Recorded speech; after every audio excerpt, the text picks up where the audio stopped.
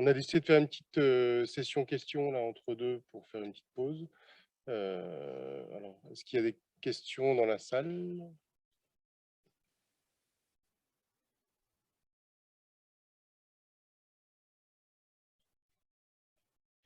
Je vous remercie pour votre exposé qui était très complet.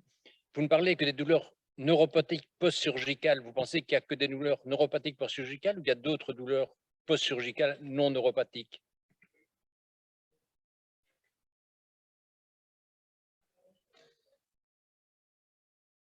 Nous arrive dans les services de médecine de la douleur, c'est beaucoup les douleurs neuropathiques, parce qu'elles ont une symptomatologie très particulière. Mais non, bien entendu, il y en a d'autres, hein. Je prendrai en neurochirurgie ou chirurgie orthopédique du rachis le fameux fail back surgery syndrome. Il y a un peu de douleurs neuropathiques des fois, mais il y a bien d'autres choses.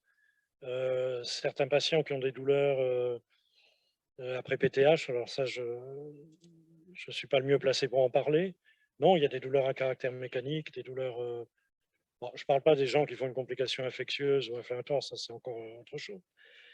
Mais je suis d'accord avec vous, quand je vois un malade arriver pour douleur chronique après une chirurgie, je ne vais pas d'emblée dire, d'abord il faut l'examiner, je ne vais pas d'emblée dire il n'y a que des douleurs nociplastiques ou neuropathiques. Je vais regarder comment est mise la prothèse, je vais regarder l'imagerie, je vais discuter avec mes collègues chirurgiens, etc. Non, non, il y a des douleurs mécaniques. Quand vous mettez sur une prothèse de hanche, je vais me faire engueuler à la fin, hein. Quand vous examinez le malade et qu'il a 2,5 cm de décalage entre les deux membres inférieurs, on se dit, il y a peut-être un problème mécanique là quand même. Je ne sais pas si j'ai répondu.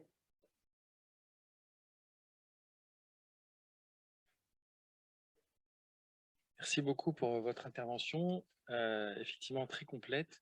C'est très intéressant pour le neurologue que je suis de l'allodynie, parce que Oui. l'allodynie, elle est un bon reflet de la mauvaise plasticité cérébrale, la fameuse douleur nociplastique dont vous parlez, qui est Oui.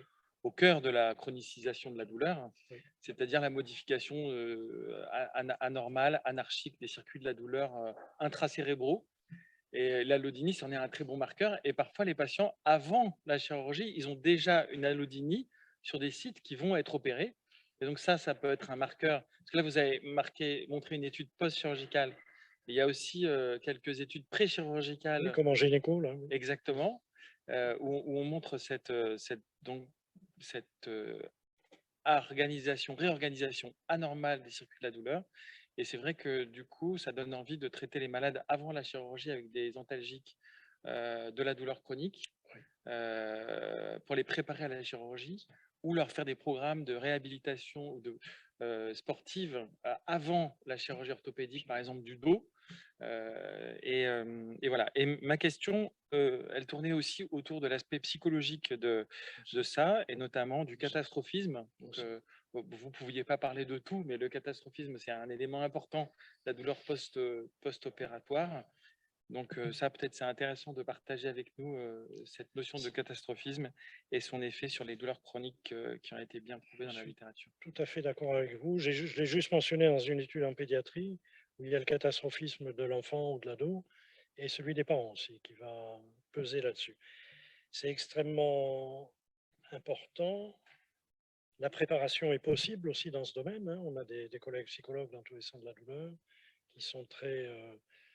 je pense que il y a des tests pour de dépistage du catastrophizing, comme ils disent, je pense qu'on ne devrait jamais se jeter sur un malade, l'opérer sans tenir compte de cet aspect-là. C'est pas valable pour tous les malades, bien entendu, tout le monde n'en a pas besoin forcément, mais c'est de le dépister et de savoir orienter avant. Et à ma connaissance, il n'y a qu'un seul type de chirurgie où on impose la réglementation, une consultation avec un psychologue, c'est l'implantation des stimulations chondriales postérieures. C'est écrit dans le texte, là, c'est une reco, c'est obligatoire. Mais je pense qu'on devrait le faire dans beaucoup, beaucoup d'autres domaines. On sait qu'il y a des facteurs très prenants. Il y a toute une symbolique, par exemple, les hystérectomies. J'aime bien ce travail anglais, là, je prends toujours celui-là. Ok, on a testé la paroi, on a testé aussi, mais c'est pas rien selon l'âge de la personne de dire je vais vous faire une hystérectomie, hein. Il y a tout un contexte autour, hein, d'un désir éventuel maternité qui n'aurait pas été assouvi, etc., etc. Il y a énormément de choses derrière qui doivent être travaillées en amont. Après, encore une fois, je ne sais pas si vous serez d'accord, mais c'est pas forcément tout le monde. Je ne sais pas si le jour où on mettra une prothèse de genou, j'espère que ça n'arrivera pas. Ouais, il vaut mieux que je voie un psychologue, moi, parce que ça ne va pas. Mais peut-être pas tout le monde.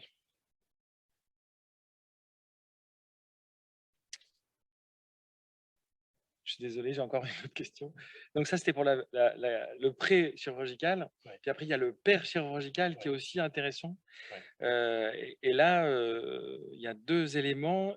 Il y a le potentiel psychotraumatisme que représente l'absence d'écoute de certaines équipes Oui. sur une plainte douloureuse qui n'est pas pris en compte.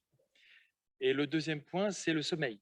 Parce que bon, c'est mon sujet de ce soir, donc j'essaie d'attirer les clients à rester le plus longtemps possible ce soir. Mais le sommeil, c'est essentiel. Et à l'hôpital, c'est vraiment un élément dramatique en salle de réveil, mais aussi dans les services.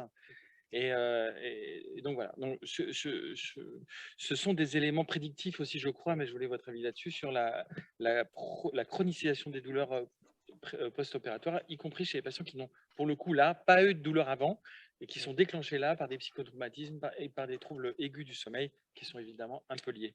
Je suis complètement d'accord avec vous. C'est pour ça, en regardant le programme, je suis très impatient de vous écouter cet après-midi, parce que on m'avait demandé un sujet il n'y a pas longtemps au congrès de rééducation là, à Montpellier.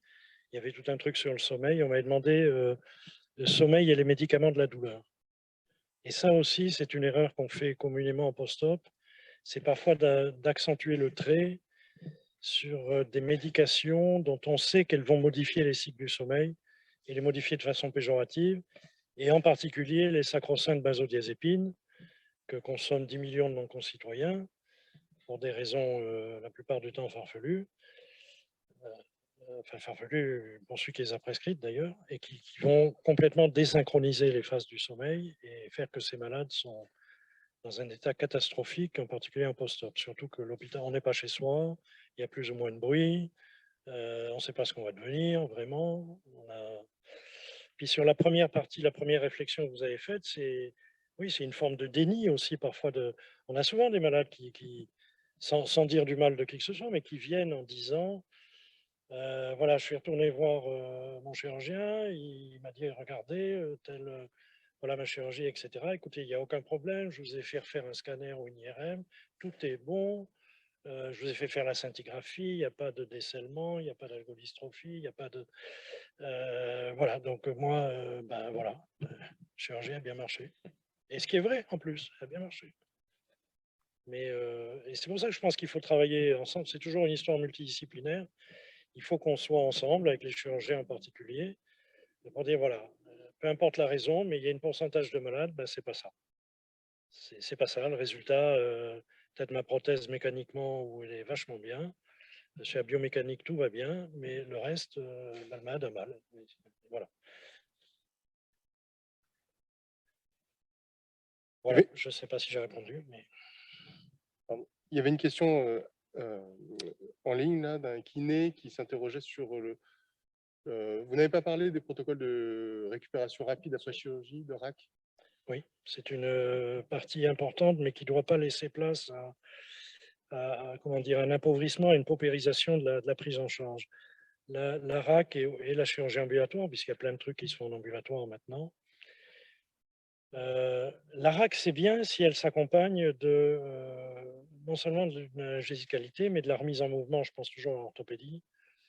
S'il n'y a pas ça, moi je leur dis des fois aux malades, pas de bras, pas de chocolat. Hein. C'est-à-dire que si vous n'avez pas ce travail de kinésithérapie, ça ne va pas aller.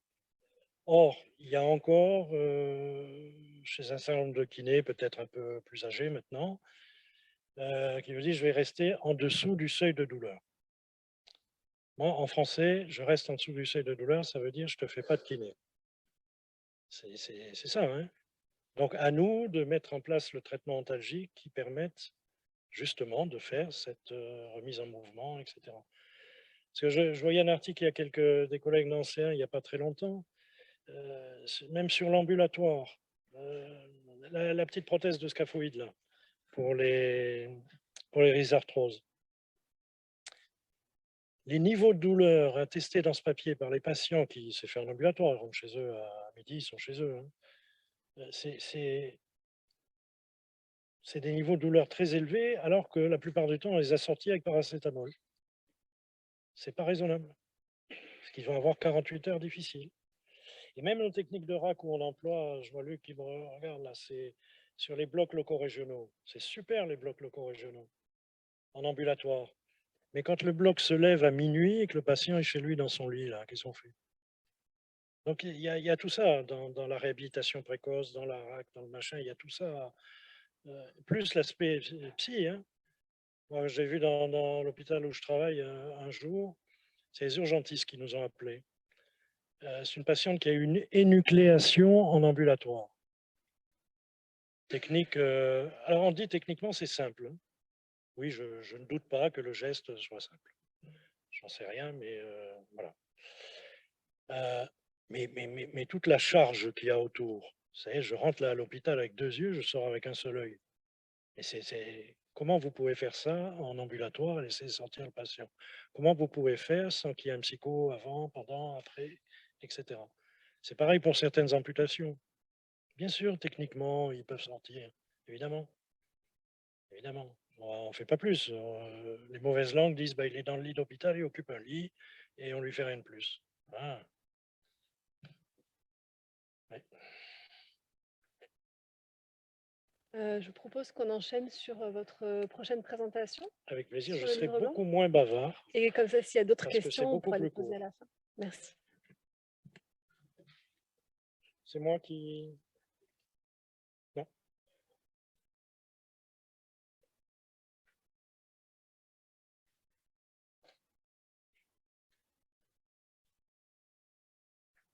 Oui. Oui. Alors.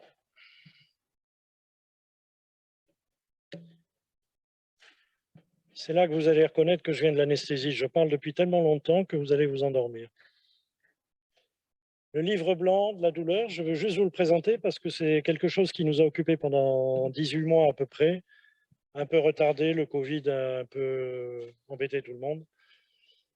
C'est, vous savez que régulièrement, la SFETD, Société française d'études et de traitement de la douleur, régulièrement produit des livres blancs. Alors, il y a eu le livre blanc sur les opioïdes à un moment, il y a eu Là, la thématique qui avait été choisie, c'était justement les douleurs chroniques post-chirurgicales.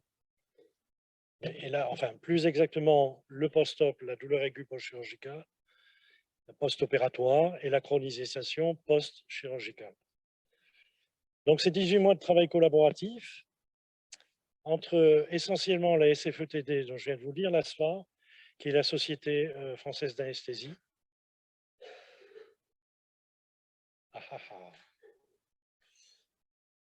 Ah, ça marche plus comme tout à l'heure. Et puis, on a contacté également les sociétés de chirurgie. J'essaye. Oui, ça y est, il est passé.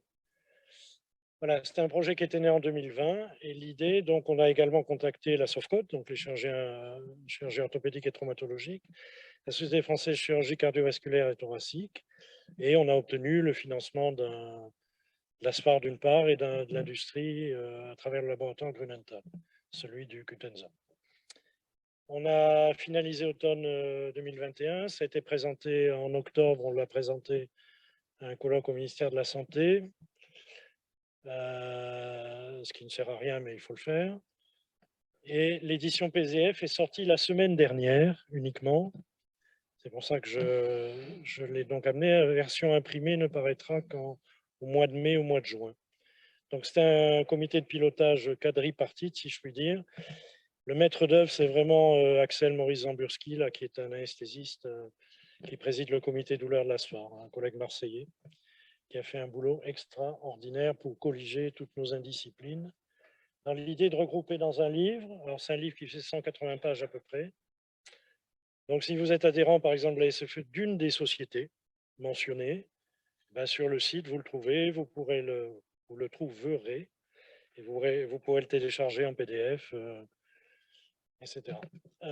L'idée, c'est de regrouper une synthèse de la littérature et des recos de bonnes pratiques sur le risque de chronicisation douloureuse.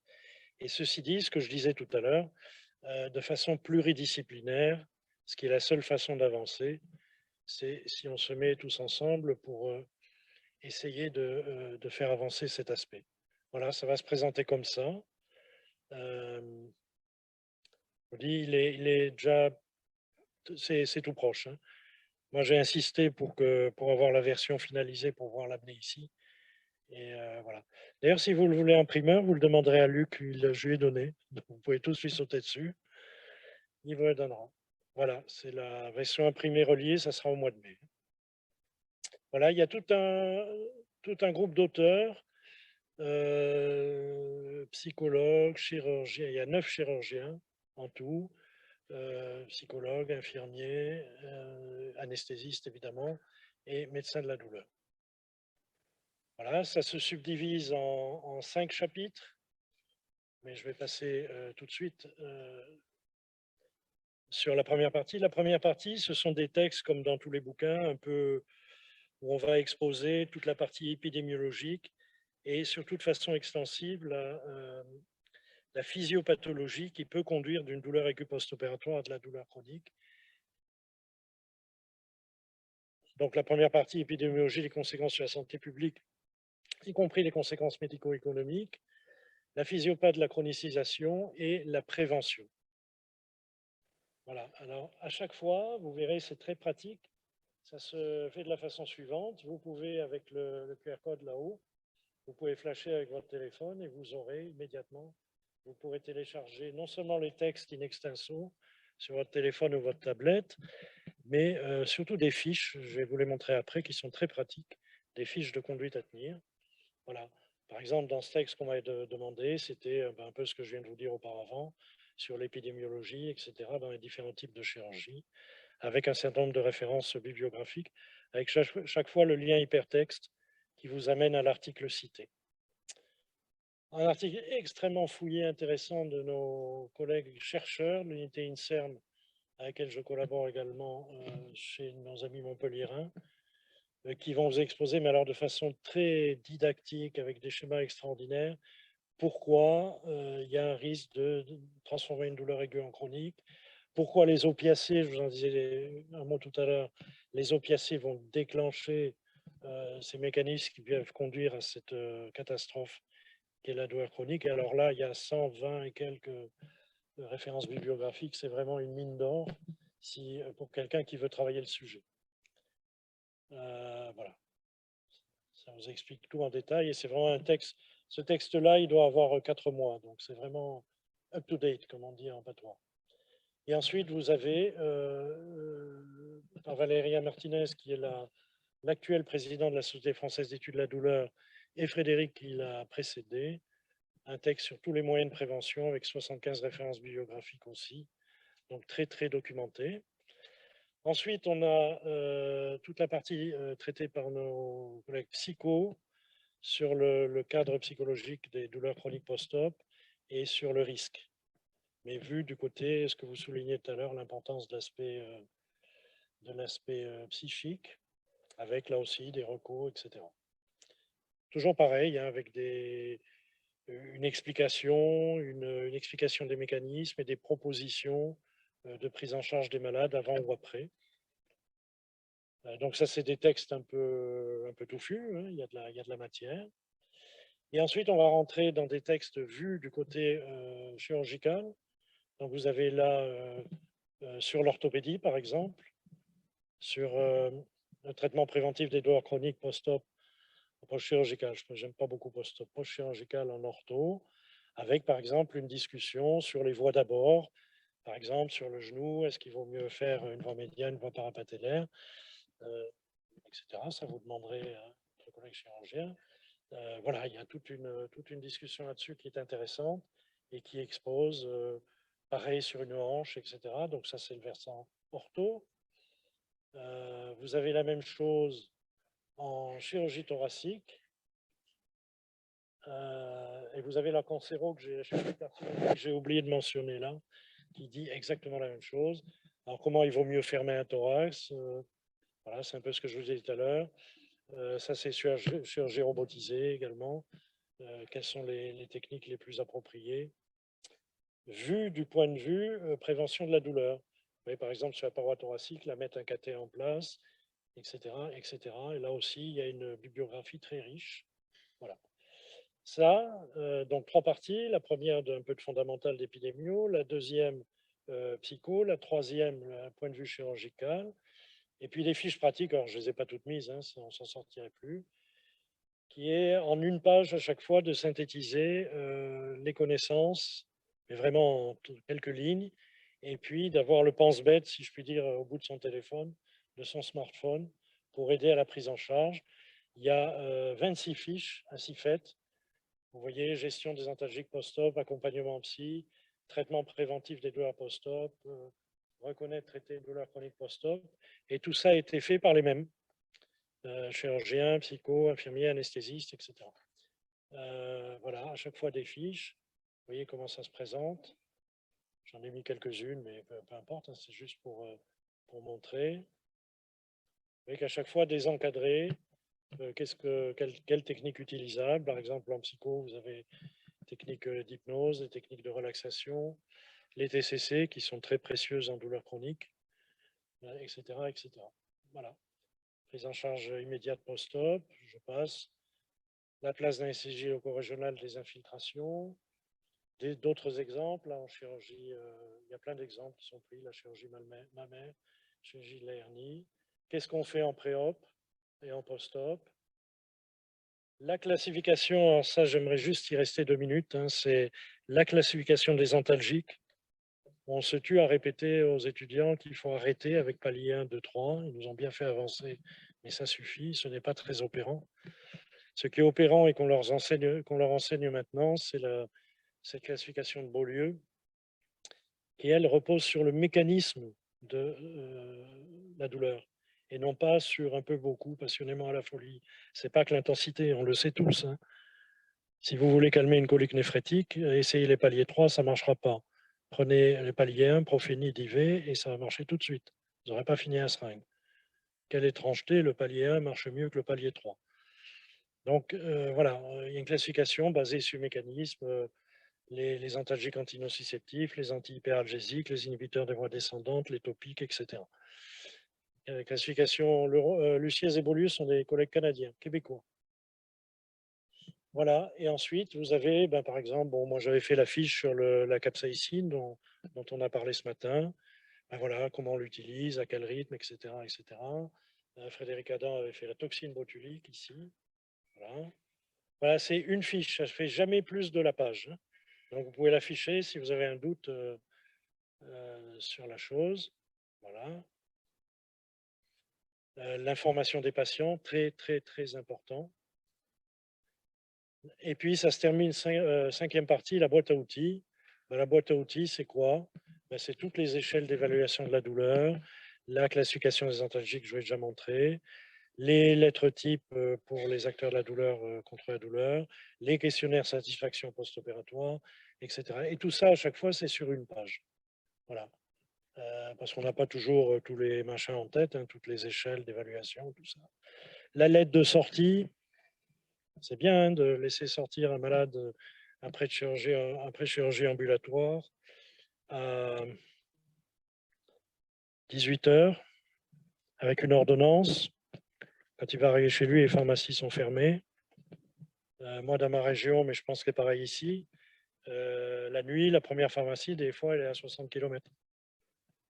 Donc, qu'est-ce qu'il fait après sa chirurgie ambulatoire quand il rentre chez lui? Donc, il y a tout ça. Alors, c'est des exemples types. Après, chacun l'adapte à sa pratique, peu importe, hein. Voilà. Et c'est, je vous dis, vraiment collaboratif. On a été pluridisciplinaire, pluriprofessionnel à essayer de travailler là-dessus. Voilà, je vous remercie de votre écoute.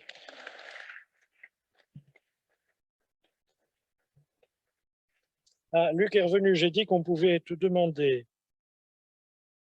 Quoi? Je peux quoi faire? Ah, merci beaucoup. J'ai dit que tout le monde pouvait te demander le PDF du bouquin dès aujourd'hui. Voilà. Pas de problème. Alors, j'aimerais poser la première question. Comme je suis anesthésiste et hypnothérapeute, j'aimerais savoir dans votre structure, quelle place vous accordez à l'hypnose en préopératoire, justement pour prévenir ces douleurs? Alors, je vais d'abord répondre pour moi. Pour mon service, moi, je ne m'occupe que de douleurs chroniques, dans un centre de la douleur chronique, où l'hypnose a une place très importante. Alors, je pense que vous me le direz mieux que moi, mais l'hypnose en situation aiguë et l'hypnose en situation de douleur chronique, c'est pas la même chose, hein. Donc, pour la douleur chronique, j'ai 2 collègues dans le service qui ne s'occupent que de ça, sur notre demande.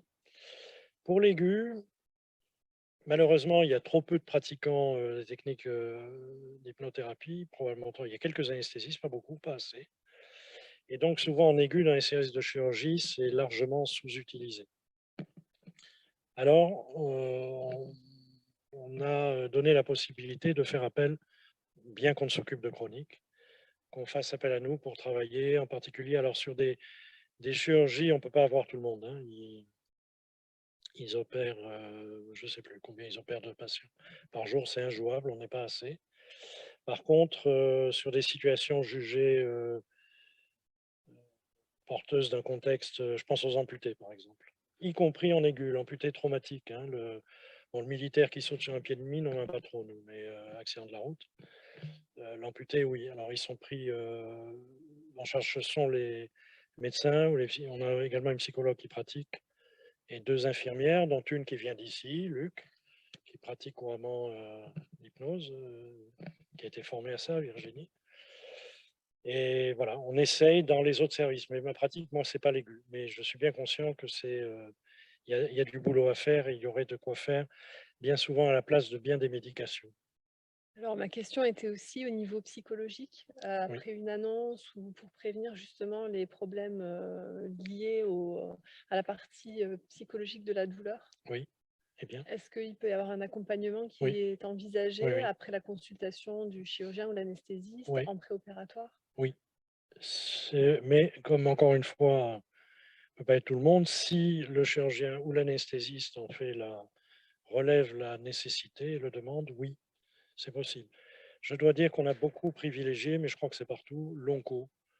Après la consultation d'annonce en oncologie, il y a vraiment une charge, il y a une charge émotionnelle qui est extrêmement importante.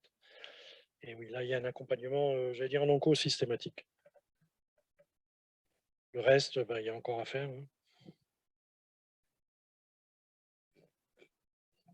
Merci pour votre topo. Je suis personnellement médecin généraliste, donc c'est important, je pense, qu'on puisse avoir accès à ces formations, Oui, parce qu'effectivement, on est souvent questionné par nos patients vis-à-vis des opérations qu'ils vont subir. Souvent, c'est déjà en préopératoire et je pense qu'on a effectivement un rôle important à jouer dans cette prévention de la douleur chronique.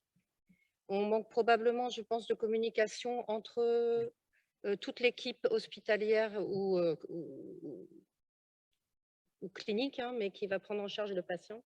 Je pense qu'actuellement, c'est encore un petit peu trop scindé et que nous, on n'a pas non plus les retours en post-op. On va avoir un compte-rendu opératoire, mais on n'a aucune notion de ce qui a accompagné la prise en charge du patient. On ne sait pas les réponses qui lui ont été données et apportées, et quand il nous questionne, on est souvent très embarrassé. Donc, je pense qu'effectivement, il y a aussi certainement des choses à étudier ensemble. On manque tous de temps actuellement, c'est aussi une problématique.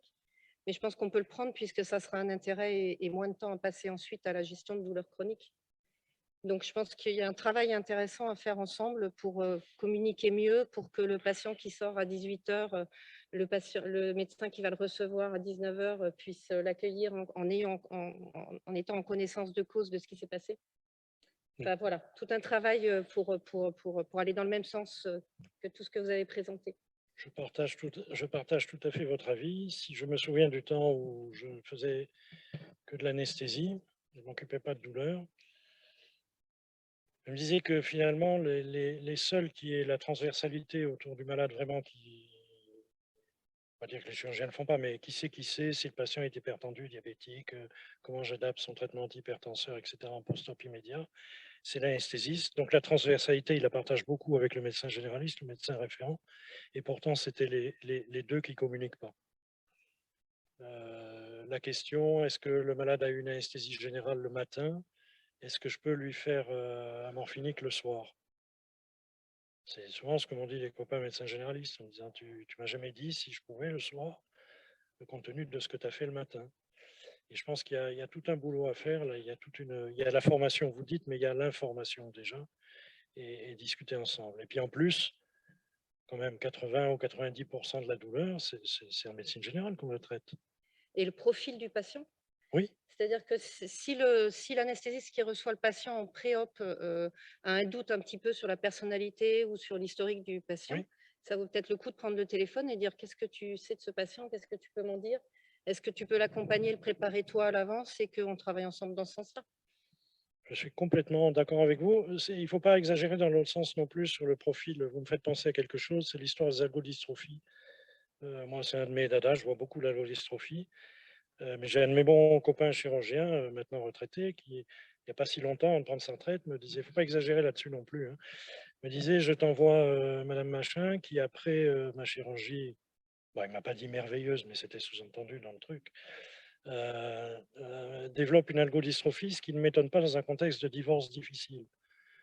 Ok, il faut arrêter une algodystrophie, c'est pas une pathologie du divorce quand même. Il faut arrêter. Ou alors ceux qui veulent divorcer dans la salle, levez la main, dites-moi si vous avez fait une algodystrophie. Donc, il ne faut pas non plus trop charger la barque dans l'autre sens quand même non plus. Voilà. Oui.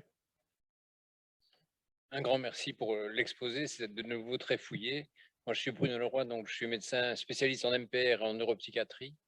Et j'ai fait un travail avec Guy Simonet sur les prothèses de genoux, sur l'alimentation, un peu riche en polyamine. Appauvri en polyamine. Voilà, exactement, et qui a bien marché. Moi, j'ai travaillé sur le côté psychique en rassurant les patients. On a eu 25% en moins. Mais ma question était autre. Ma question, ça c'est juste pour l'information, parce que l'alimentation, vous n'avez pas parlé dans votre guide. Et peut-être. Et ma question était, est-ce que vous pensez que les anesthésistes ou les chirurgiens vont prendre le temps de chercher des facteurs de risque, à la fois psychique, à la fois morphinique, à la fois avant une intervention où ils n'ont pas le temps, comme disait la généraliste qui disait on est débordé, on n'a pas le temps. Je pense que chacun va faire avec ce qui lui semble le moins compliqué ou ce qui vient tout de suite. Vous avez raison, malheureusement, si l'aspect de l'alimentation est traité dans le bouquin, mais sur la partie théorique, le chapitre qu'ont fait les deux chercheurs, là, Cyril Riva était dans l'équipe de Guy Simonet avant, donc sur les polyamines en particulier. Mais non, je pense que l'anesthésiste, s'il est sensibilisé, il va s'occuper de savoir l'histoire des morphiniques, parce que pour l'anesthésiste, les morphiniques, c'est le pain quotidien, donc il va chercher. Si on lui dit, il faut que tu détectes ça, je pense que, on l'a vu quand on a fait l'étude patch, là, c'était assez bien.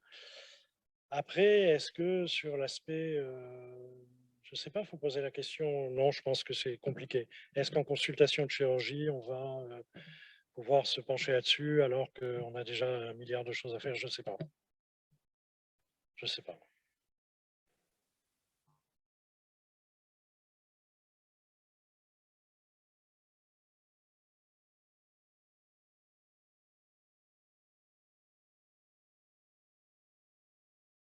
Parler dans celui-là. Je vais... Oui. Ah voilà, je crois que c'est bon, je vais essayer de répondre, c'est pas facile. Effectivement, on a 1 million de choses. Bravo pour votre topo, parce qu'il nous a fait survoler 40 ans, une quarantaine d'années d'histoire de la prise en charge de la douleur, c'est-à-dire pour les plus jeunes, ou pardon, pour les plus vieux. Fut une époque où on prescrivait pas de morphine, c'était pas bien, fallait surtout pas. Puis après, c'était le tout morphinique. Le morphinique, en fait, c'était le tout médicament. Il n'y a rien qui pouvait résister à un médicament. Et puis après, on s'est rendu compte que ça marchait pas trop, qu'il y avait quand même des gens qui restaient douloureux. Donc on s'est dit, mais bon sens, effectivement, les chirurgiens, il y a des malfaçons, des malpositions, des malmachins, etc. Puis en fait, on se rend compte que quoi qu'on fasse, hein, on rate pas si souvent que ça nos opérations. De temps en temps, oui, d'accord. Mais là, on n'est plus dans la douleur chronique, on est dans la douleur qui correspond à une explication mécanique ou chirurgicale.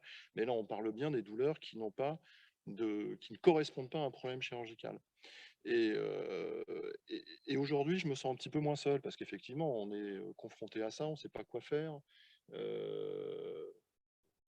On sait bien de façon intuitive que ces problèmes n'arrivent pas jamais tout à fait par hasard, c'est-à-dire qu'en préopératoire, quand on les voit en consultation, et je pense que les anesthésistes seront d'accord, on a déjà un petit peu repéré les facteurs de risque. On sait très bien, et vous l'avez dit, il y en a chez qui ça arrive, on s'en doute un peu, on s'en doutait, et puis d'autres chez qui ça va jamais arriver. Et là aussi, on est à peu près tranquille en chirurgie, en anesthésie. Alors effectivement, le travail suivant, et c'est ce qu'on va devoir tous faire, c'est cerner les populations à risque, parce qu'on va quand même pas montrer tous les malades aux psychiatres, aux psychologues, etc. Mais il y a et à l'évidence une population à risque qu'il va falloir détecter, qu'il va falloir bilanter, à qui il va falloir donner des explications. Et puis il y a aussi une partie de la population, et je pense que là, enfin moi, dans toutes ces douleurs post-opératoires chirurgicales, en fait, il y a deux types de chirurgie. Il y a ceux qui viennent se faire opérer parce qu'ils ont mal, prothèse de hanche, prothèse de genou, problème de dos, etc. Et puis ceux qui viennent se faire opérer, mais pas forcément parce qu'ils ont mal, parce qu'ils ont un cancer. Le cancer, ça fait pas forcément très mal, mais par contre, ça tue. C'est ceux à qui on va enlever un poumon, un lobe, etc., ou un côlon. Ils ont pas mal avant pour la plupart, hein, sauf quand ils font une occlusion ou quelque chose comme ça. Donc il y a la chirurgie fonctionnelle d'un côté, la chirurgie non fonctionnelle de l'autre côté.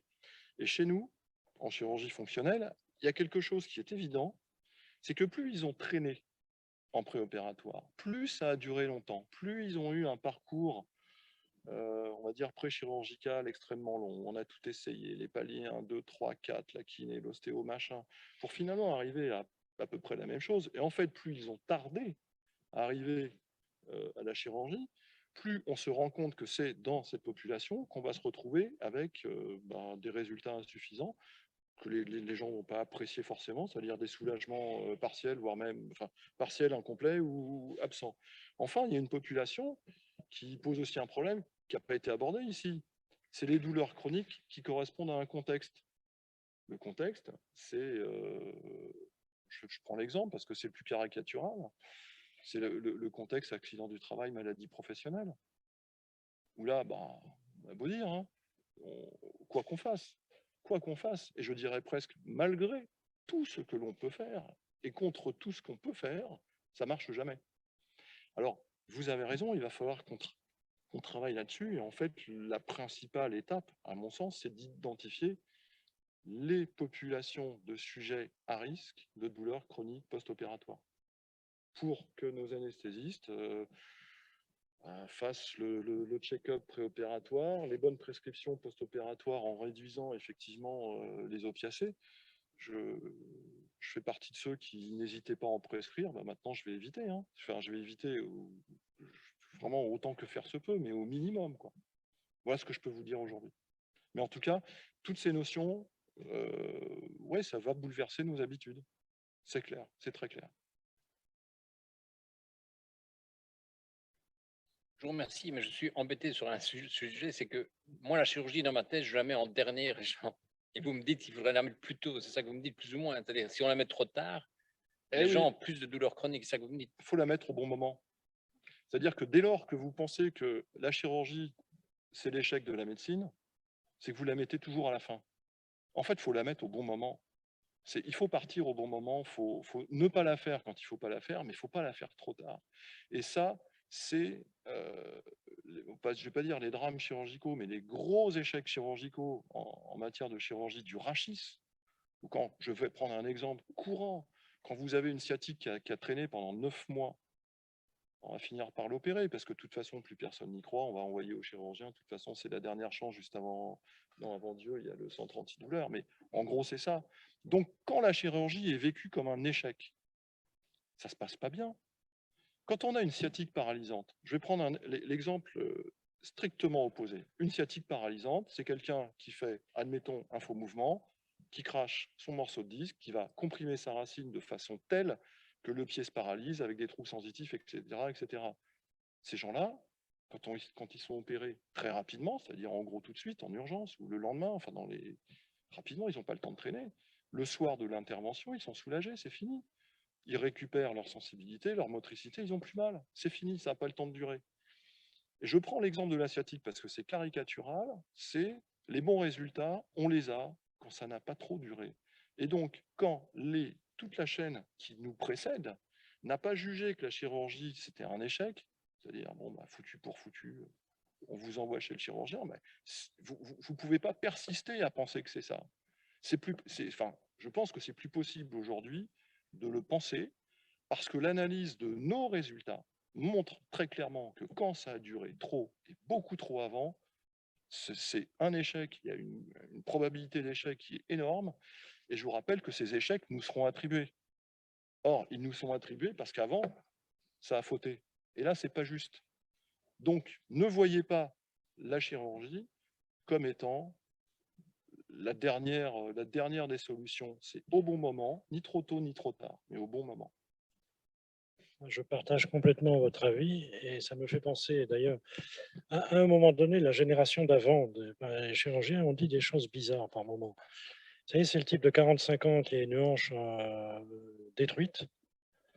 Tout le monde dirait il y a une indication d'arthroplastie, puis on dit à monsieur, vous êtes trop jeune.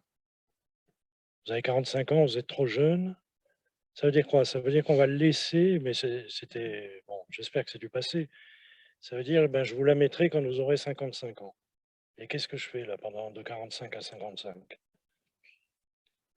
Et ça, je trouve que ça a pesé pendant un moment beaucoup, sur les arthroplasties surtout. Les arthroplasties, c'est effectivement, on va dire, une attitude ancienne, où pendant longtemps, on considérait qu'une prothèse de genou, de hanche, c'était pas bien avant 60 ans. Alors, c'était même une attitude qui était prise à l'époque où peu de gens atteignaient 80 ans, 90, voire plus. Mais si à 40 ans, on a une articulation foutue parce qu'on a eu un accident, je sais pas quoi, une luxation de hanche, une fracture du cotyle, etc. Si on n'a rien de mieux à proposer que l'abstention, c'est quand même pas très glorieux. Et là encore, ça fait partie de ces choses qui changent. En tout cas, chez nous, chirurgiens, ça a changé. C'est-à-dire quand il faut, bah, il faut le faire. Bien entendu, on fera toujours tout ce qu'il faut pour éviter d'opérer les gens trop jeunes. On va préférer les traitements médicaux, les traitements alternatifs. Mais parfois, on ne peut plus parce que les gens ont mal.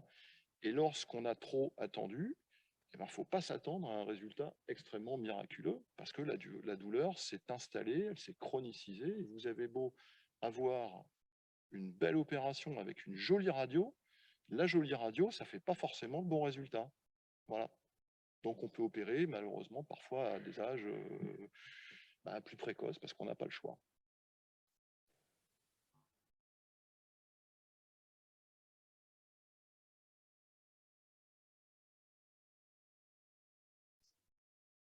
Cafoa, directeur de la division santé publique à la CPS. Lorsque je travaillais en tant que clinicien, je faisais face à deux situations très compliquées en matière de douleur. D'abord, lorsque nous renvoyions les gens qui sortaient de l'hôpital et qui rentraient dans leur communauté, donc je comprends tout à fait la question du point de vue de la pratique générale. Deuxième élément, deuxième situation, s'il y avait par exemple la dépendance aux analgésiques ou opioïdes, eh bien, dans un des aspects de la pratique, il y avait une complication, c'est-à-dire que lorsque nous avions des analgésiques et on arrêtait les analgésiques, et pendant cette période-là, on cherchait une sorte de traitement alternatif pour qu'il n'y ait plus d'hyper-dépendance. Et ça, c'était une partie assez compliquée. En tant que clinicien, on ne prenait pas en compte en fait tout cela dans notre planification. Et ça dépend bien sûr du médecin. Donc, je vous demande, dans votre expérience, que pensez-vous de ce sujet? Quand est-ce que l'on prévoit l'absence de traitement médicamenteux, surtout lorsque l'on pense à la dépendance aux analgésiques? Merci beaucoup. Si j'ai bien compris Si j'ai bien compris votre question, le problème, c'est d'arrêter les opioïdes, c'est ça? Lorsqu'on peut arrêter la prise d'opioïdes? Oui, dans la pratique clinique, dans la partie planification, lorsqu'on s'arrête, nous en tant que médecin, et j'ai été médecin moi-même précédemment, j'ai trouvé ça assez compliqué au niveau des douleurs chroniques. Quand est-ce que l'on arrête la prise de médicaments et l'hypersensibilité aux opioïdes, par exemple, pendant ces 3-4 semaines ou plusieurs mois, quand est-ce qu'on reprend après les opioïdes? Réponse. The first thing, Alors, la première chose, je pense qu'il faut déjà savoir quel est le patient qui est à risque de développer une dépendance aux opioïdes. Il faut essayer d'empêcher cela. Et pour les patients qui est à risque, je pense que nous devons suivre le patient et revoir ce patient en consultation aussi rapidement que possible. Je sais qu'avec mes collègues chirurgiens, ils donnent un rendez-vous 45 jours après, normalement, l'opération, ou 30 jours après, disons. Je pense qu'il faut détecter le patient à risque pour pouvoir assurer un suivi aussi rapidement que faire se peut. Par exemple, je ne sais pas moi, 3 semaines pour détecter, pour savoir s'il y a quelque chose qui ne va pas, s'il y a quelque chose qui n'est pas efficace en matière de traitement médicamenteux. Et puis, je pense aussi à la chirurgie orthopédique, puisque nous avons un chirurgien orthopédique ici présent.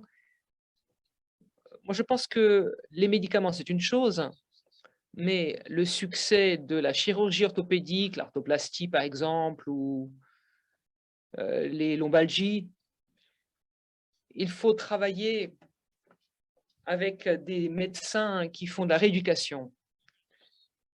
Même si l'opération est parfaite, même si c'est très bien, si on donne les meilleurs médicaments possibles, s'il n'y aura pas de mouvement, c'est-à-dire tout ce qui est kinésithérapie, les médecins spécialisés en médecine et rééducation physique. Et en France, je ne sais pas si, en tout cas en métropole, il y a 3 ans, l'assurance maladie, la Sécu a décidé d'arrêter d'admettre des patients après une arthroplastie de la hanche dans des centres de rééducation. On dit aux chirurgiens, ce n'est pas du tout systématique, vous devez décider au cas par cas. Puis, beaucoup de patients, en fait, ne vont plus dans ces centres de rééducation après une arthroplastie, ce qui est une véritable catastrophe. Il y a beaucoup de patients qui souffrent suite à ce type d'opération. Et nous n'avons plus ces patients. Ils ne vont plus, comme je le disais, dans ces centres de rééducation, ce qui cause problème. Ils vont voir un médecin généraliste qui leur donne des opioïdes. Ce sont là de nouvelles complications, d'après moi. L'arthroplastie, par exemple, du genou, là, oui, ils vont dans des centres de rééducation. Pour la hanche, par contre, peut-être avec quelqu'un d'intelligent, qui a 45 ans, qui est très sportif. Bon, bah, très bien, il peut faire ça à la maison et il s'en sortira. Si je prends l'exemple de l'arthroplastie de la hanche chez une patiente de 80 ans qui fait 120 kilos, qui fait 1,50 m, là, la chirurgie sera un échec. Bon, bien sûr. Et puis, elle deviendra une patiente qui devra prendre beaucoup de médicaments pendant toute sa vie, sans doute des opioïdes, plus ceci, plus cela, les stéroïdes et tout ce que vous voulez pour lutter contre la douleur. Et la chirurgie aura été un échec. Donc, il faut travailler ensemble, comme je le disais précédemment, avec les médecins généralistes, les chirurgiens, les kinésithérapeutes, les médecins de la rééducation, les anesthésistes aussi, bien entendu. Bon. Moi, j'aurais voulu savoir pour les personnes âgées, parce que souvent, ils arrivent et ils ont déjà énormément de traitements. Et en fait, comment on peut faire après? Parce que tout à l'heure, vous parliez des mécanismes de la douleur, qu'il faut savoir donner l'antalgique qui soit adapté justement à la douleur. Souvent, ils ont des douleurs chronicisées.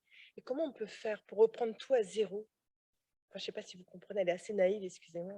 non, reprendre quoi à zéro? Les médicaments?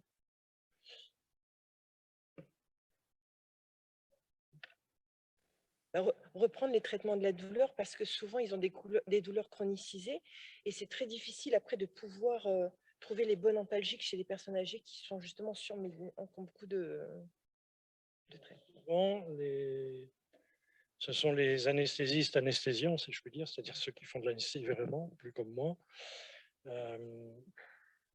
C'est souvent là que ça se dépiste un peu, mais je serais assez d'accord pour dire que c'est insuffisant. Je trouve qu'un des plus grands succès de ces dernières années, c'est quand on a inventé les pharmaciens cliniciens. Vous n'êtes pas pharmacien par hasard? Non, les pharmaciens cliniciens. Il y en a de plus en plus dans certains services d'hospitalisation conventionnelle, malheureusement pas d'hospices de jour, et qui, eux, sont formés et savent faire le dépistage de la iatrogénie, le dépistage des incompatibilités médicamenteuses. Parfois, on croit très bien faire et on fait des conneries. Si vous donnez